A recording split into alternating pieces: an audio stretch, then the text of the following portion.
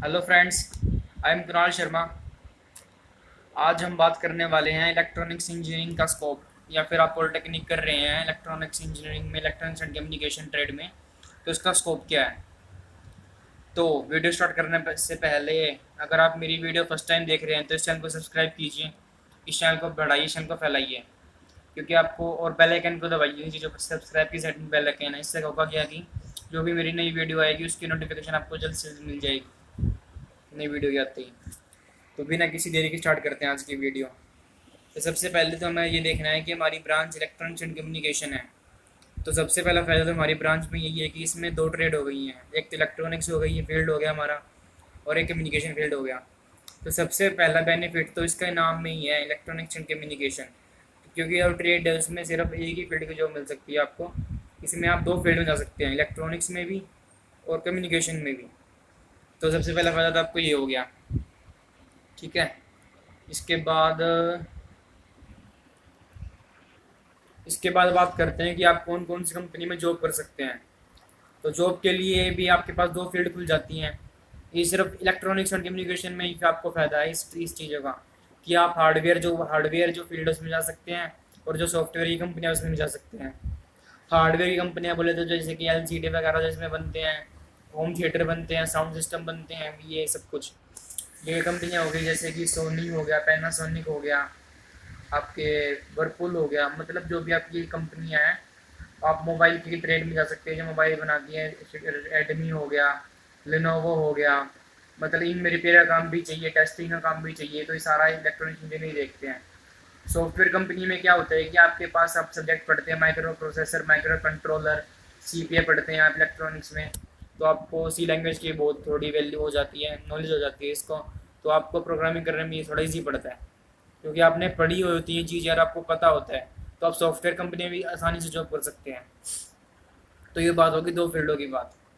तीसरी फील्ड आपके पास government job की वैकेंसी भी होती हैं।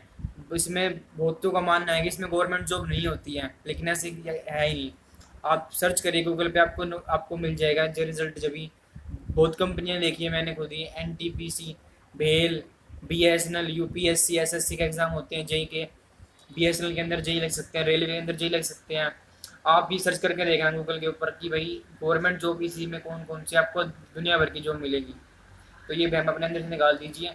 वैकेंसी कम होती है क्या? हाँ, एक बात और मैं आपसे करना चाहता हूँ कि इसमें बच्चे कहते हैं, इनके जो भी रिलेटिव्स कहते हैं कि इसमें अब स्कोप नहीं रहा। तो ये बात थोड़ी गलत है, स्कोप नहीं रहा ये बात, टेक्निकली ये बात ठीक है, लेकिन वैसे ये बात गलत है। वो कैसे, मैं आपको बताता हूँ। क्योंकि जो हमारी इलेक्ट्रॉनिक्स की वैल्यू डे बाई डे बढ़ती जा रही है, स्कोप बढ़ता जा रहा है, लेकिन हमारे इंडिया में इतने इलेक्ट्रॉनिक्स इंजीनियर हो गए हैं कि इसके लिए थोड़ी दिक्कत आ जाती है जॉब के लिए। तो ये बात कहना गलत है कि स्कोप नहीं है, स्कोप तो बहुत है, लेकिन कंपटीशन ज़्यादा हो गया है। आप ये word competitive, the word is competition. तो ये हमको ये कहना चाहिए कि जॉब पाने के लिए कंपटीशन दिखाना पड़ता है। अब पहले क्या होता था कि जो आपको आप पास कर रखा आपने तो आपको जॉब मिल जाती थी, लेकिन आज के टाइम में अगर आपको जॉब लेनी है तो आपको कंपटीशन से फेस करना पड़ेगा। और कंपटीशन फेस करने के लिए आपको अपनी वैल्यू बनानी होगी, तो आपको अपना बेस बनाना होगा। तो आपको करना क्या है कि जितने भी आपकी पढ़ाई है आपको ढंग से करनी ही पड़ेगी।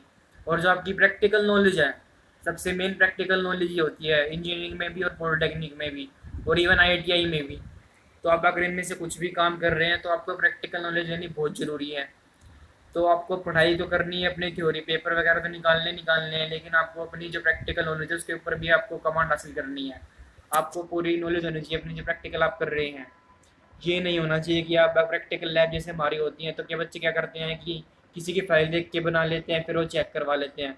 ये बात बिल्कुल गलत है।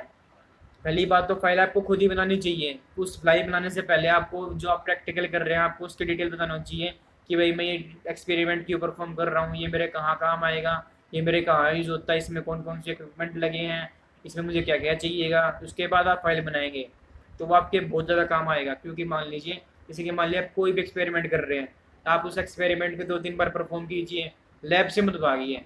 लैब में आप जितना टाइम भी जाएंगे उतना आपके लिए बेनिफिट रहेगा।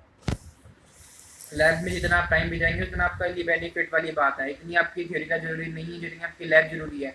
तो अगर आपको अगर मान लीजिए मस्ती करनी है, कुछ भी बंक वगैरह मारना है, तो आप थ्योरी का मारिए कॉलेज में। प्रैक्टिकल की जो लैब होती है उसका बंक का नाम आ रहे तो बहुत अच्छा रहेगा, क्योंकि थियोरेटिकल नॉलेज तो आप बुक से पढ़ सकते हैं लेकिन प्रैक्टिकल नॉलेज आप बुक से नहीं पढ़ सकते, आपको वो अपने हाथों से करनी पड़ती है। तो इसमें टेक्निकल नॉलेज की में से प्रैक्टिकल नॉलेज बहुत ज़रूरी होती है। तो मुझे होप है कि आपको आज बात क्लियर होगी होगी इलेक्ट्रॉनिक्स का कितना स्कोप है, कि कहाँ का की वैल्यू है। तो कंफ्यूजन ये निकलता है कि हार्डवेयर जॉब भी निकलती है, सॉफ्टवेयर जॉब भी निकलती है। आप इलेक्ट्रॉनिक्स की जो कंपनी है, जो कोर कंपनी है, उनमें भी जा सकते हैं, जैसे कि पीसीबी डिज़ाइन करना हो गया, मैन्युफैक्चरिंग हो गया, टेस्टिंग हो गया। ये सारा काम इलेक्ट्रॉनिक्स इंजीनियर के बीच में उसमें ही आता है। प्रोडक्शन से लेके मैनेजमेंट तक जितना भी काम है इलेक्ट्रॉनिक्स इंजीनियर का बहुत स्कोप होता है। इसके बाद कम्युनिकेशन में आपके पास कितने फील्ड हैं, ये कम्युनिकेशन की जितनी भी कंपनी है, जैसे कि एयरटेल हो गया, बीएसएनएल हो गया, वोडाफोन आइडिया वगैरह, जितने भी आपकी कंपनी है उसमें बहुत जरूरत पड़ती है डिप्लोमा होल्डर्स की, उसमें जे की वैकेंसी भी निकलती है, इंजीनियरिंग की भी बहुत जॉब निकलती है। तो आपको हिम्मत नहीं हारनी है, आपको सिर्फ हार्डवर्क करना है और अपना बेस स्ट्रॉन्ग करना है। और प्रैक्टिकल नॉलेज जितनी हो सकती है आपको कॉलेज लाइफ में उतनी प्रैक्टिकल नॉलेज लेनी है, क्योंकि आपके जो काम आने वाली चीज़ है प्रैक्टिकल नॉलेज चीज़ है। आई होप कि आपके जितने भी डाउट्स थे वो क्लियर हो गए होंगे। अगर आपको भी कोई डाउट है तो नीचे कमेंट बॉक्स में कमेंट कीजिए, मैं आपका रिप्लाई करने की कोशिश करूँगा और ज़रूर रिप्लाई करूँगा। अगर आपको और कोई भी डाउट है इंजीनियरिंग के अलावा, इंजीनियरिंग में, पॉलिटेक्निक में, आईटीआई में, तो आप मुझे इंस्टाग्राम पे फॉलो कीजिए, मैं डिस्क्रिप्शन में लिंक दे दूँगा, मुझे आप वहाँ मैसेज कीजिए। मैं आपकी उसी प्रॉब्लम के ऊपर उसी टॉपिक पे आपकी वीडियो बनाने की कोशिश कर दूँगा, जो भी आपकी प्रॉब्लम रिलेटेड होगी। अगर मुझे लगेगा कि भाई बच्चों का ये प्रॉब्लम फेस हो रही है ज़्यादा, तो मैं उस पर वीडियो बना दूँगा। तो आज की इस वीडियो में इतना ही था। अगर आपको वीडियो ठीक ठाक लगे तो इसको लाइक कीजिए, शेयर कीजिए अपने दोस्तों के साथ, और चैनल को सब्सक्राइब करना बहुत ज़रूरी है। इस चैनल को बढ़ाओ, इस चैनल को फैलाओ। अगर आपको वीडियो ठीक ना लगी तो उसको डिसलाइक भी कर सकते हैं, डिसलाइक का बटन भी नीचे है। तो थैंक्स वीडियो देखने के लिए।